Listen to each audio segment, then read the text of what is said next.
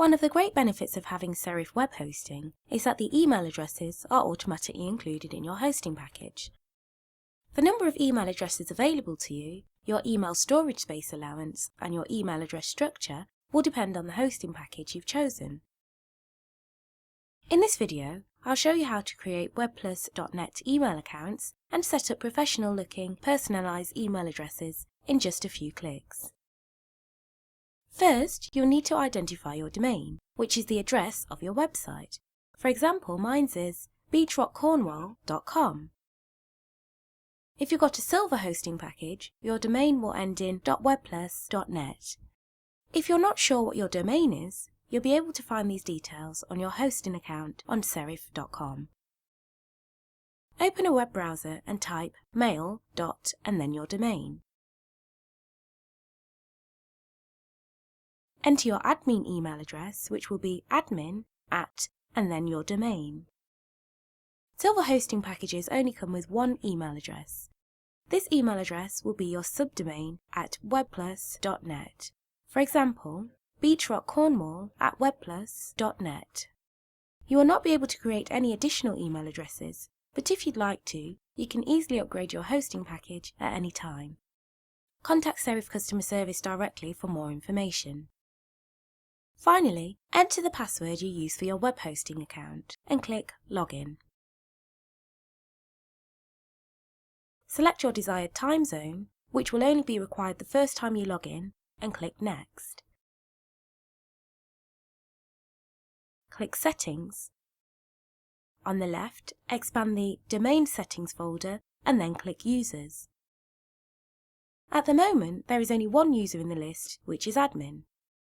With Gold and Platinum hosting packages, you can create multiple email addresses.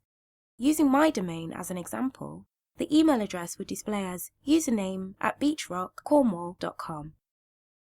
You might be wondering why you'd need to create multiple email addresses. Well, if you've got multiple staff, you can create an email account for each member of staff. Or if you've got a family website, you can create an email account for each family member. Let's create a new email account now. To begin, click New. First, you'll need to create a username which will go at the start of the email address. This could be a staff member's name or something more general like info or inquiries. Only use lowercase letters, numbers, hyphens and underdashes. Next, enter a password and then confirm it by typing it again. The account user will be able to change their password to something more confidential later if required. However, if you check the Disable Password Changes option below, the user will not be able to change their password.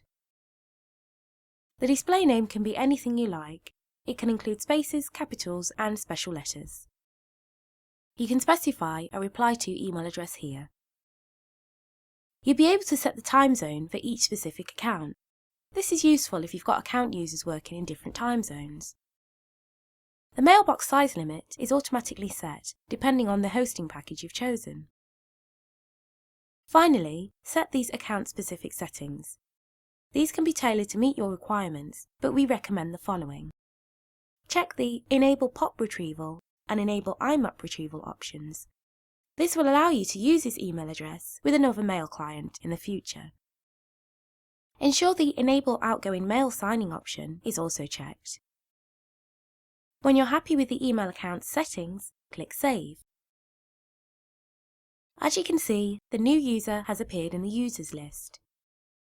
As the admin account holder, you can edit a user's settings at any time. Select a particular user in the list and click Edit. To add additional users, click New and then fill in the form as before. Users can log into their accounts from mail.yourdomain.